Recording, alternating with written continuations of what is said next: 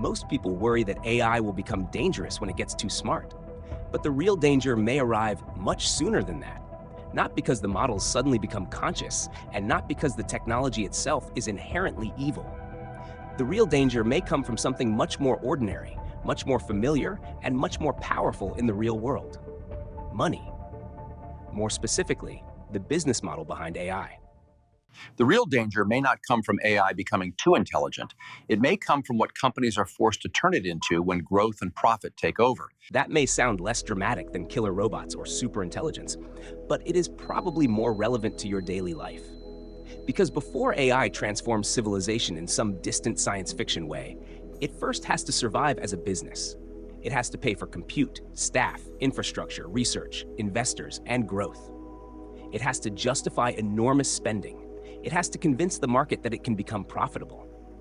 And once that pressure takes over, the technology itself can start changing in ways that have very little to do with innovation and a lot to do with extraction. That is the part of the AI conversation most people are not paying enough attention to.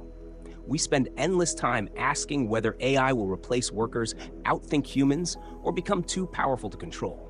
But a more immediate question is this: what happens when one of the most powerful tools ever created is forced to behave like every other tech product? Because that is what AI is becoming. Not just a breakthrough, not just a tool, a business. And businesses do not simply ask what they can build. They ask how they can grow, how they can keep users paying, how they can increase retention, how they can lock in demand, and how they can turn attention into recurring revenue. Once those questions become central, the product itself often starts to change. Technology does not decide its own behavior. The incentives around it do. Every major technology starts with a beautiful story. A new product arrives and promises convenience, access, freedom, productivity, lower costs, or a better life. It feels useful, efficient, even empowering. Sometimes it really is. But over time, the forces around that technology begin to matter more than the technology itself. Once a product becomes expensive to operate, backed by outside capital, and expected to grow aggressively, the question shifts. It stops being, is this helping people? It becomes, how do we scale this, monetize this, and defend this market? Think about a neighborhood coffee shop. At the beginning, the owner may simply want to make great coffee and create a welcoming place for people to sit. But imagine that coffee shop suddenly takes outside investment, promises rapid expansion, and now has to open hundreds of locations while increasing margins every quarter. It may still sell coffee, but it is no longer really behaving like a cafe. It is behaving like a growth machine. That is the pattern people miss. Products do not just evolve with technology. They evolve with the incentives behind them. The quality may slip, prices may rise, the menu may get optimized for operational efficiency rather than taste. Not because coffee changed, but because the incentives did. AI is not different. And if that sounds abstract, just look at what has already happened across the wider technology industry. This pattern is old. A product begins by trying to win you over, so it is affordable, useful, simple, and generous. Then it gets people used to it. They build routines around it. Their data flows into it. Their habits change. Their work adapts. Once it becomes part of daily life, the power balance starts to shift. Streaming services are a perfect example. At first, they felt like freedom. Clean interfaces, large content libraries, reasonable prices, and a clear alternative to traditional cable bundles.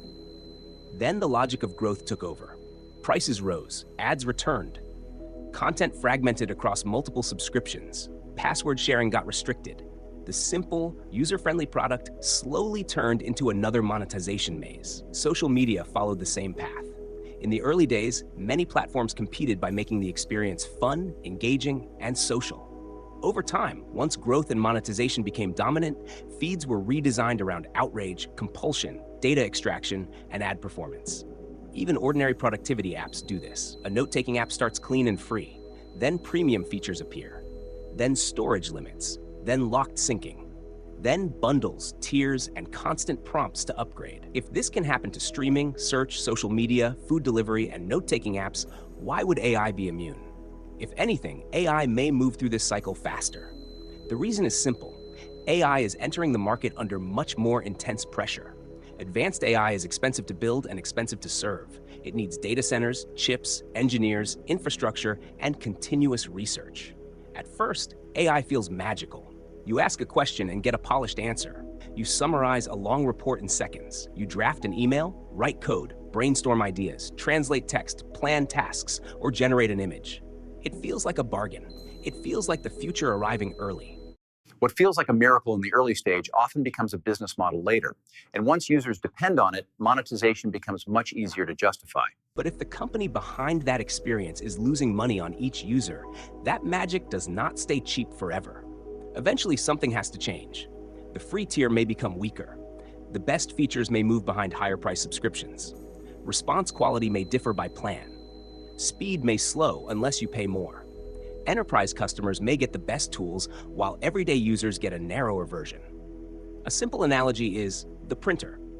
Sometimes the printer itself is sold cheaply because the real money comes from the ink. Dependency Once is the where the machine money becomes is. part of your routine, the real business model reveals itself. AI could work in a similar way.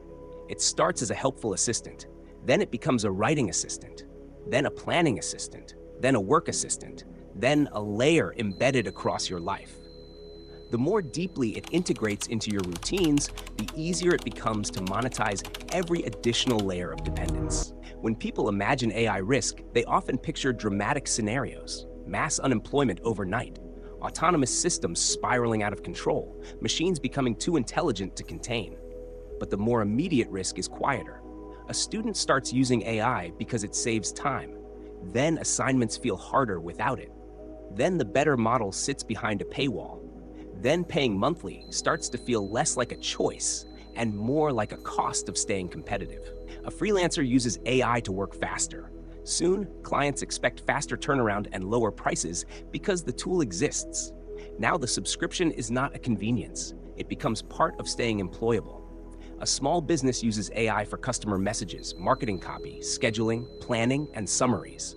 Then all of that work starts living inside one system. Switching away becomes more difficult, not because the platform is perfect, but because rebuilding from scratch feels costly and disruptive. This is how dependency develops in real life. Not with one huge moment, but through repetition, through habit, through the slow conversion of convenience into necessity. The future of AI may depend less on how smart it becomes and more on who shapes it, who owns it, and what incentives they are under. Because once AI becomes normal enough, people stop questioning the deal behind it. They simply adapt. So the real danger of AI may not be that it becomes too intelligent. It may be that it becomes too normal.